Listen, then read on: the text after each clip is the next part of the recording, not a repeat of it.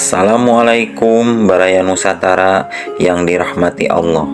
Di sini saya akan menceritakan sebuah kisah legenda Sang Kuryang dan Gunung Tangkuban Perahu. Dahulu kala, di sebuah kerajaan kecil di tanah Pasundan, hiduplah seorang putri yang cantik jelita bernama Dayang Sumbi.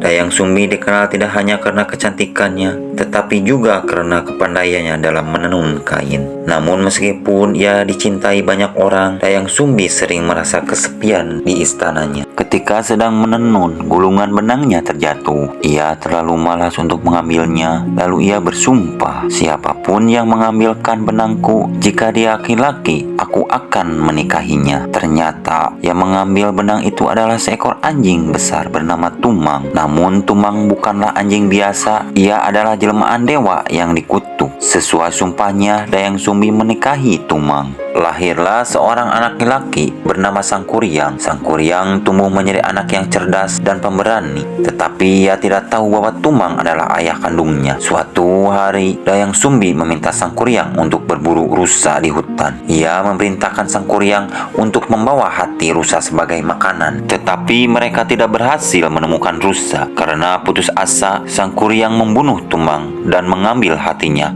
untuk diberikan kepada ibunya. Ketika Dayang Sumbi mengetahui kebenarannya, ia sangat marah. Dengan kemarahan besar, ia memukul kepala Sang Kuryang dengan sendok besar hingga terluka. Sang Kuryang pun diusir dari rumahnya. Sang Kuryang tumbuh menjadi pemuda yang gagah. Ia berkelana ke berbagai tempat hingga suatu hari ia kembali ke kampung halamannya. Di sana ia bertemu dengan seorang wanita cantik yang memikat hatinya. Wanita itu adalah Dayang Sumbi yang tetap awet muda. Namun keduanya tidak menyadari hubungan mereka sebagai ibu dan anak. Sang Kuryang jatuh cinta pada Dayang Sumbi dan melamarnya. Dayang Sumbi hampir menerima lamaran itu hingga ia melihat bekas luka di kepala Sang Kuryang. Barulah ia menyadari bahwa pemuda itu adalah anaknya sendiri. Dayang Sumbi berusaha menghentikan pernikahan itu dengan memberikan syarat yang mustahil. Sang Kuryang harus membuat sebuah perahu dan danau dalam satu malam. Sang Kuryang pun menerima tantangan itu. Dengan bantuan makhluk halus, ia mulai bekerja. Ia menebang pohon-pohon besar untuk membuat perahu, sementara sebagian makhluk halus menggali tanah untuk membuat danau. Dayang Sumbi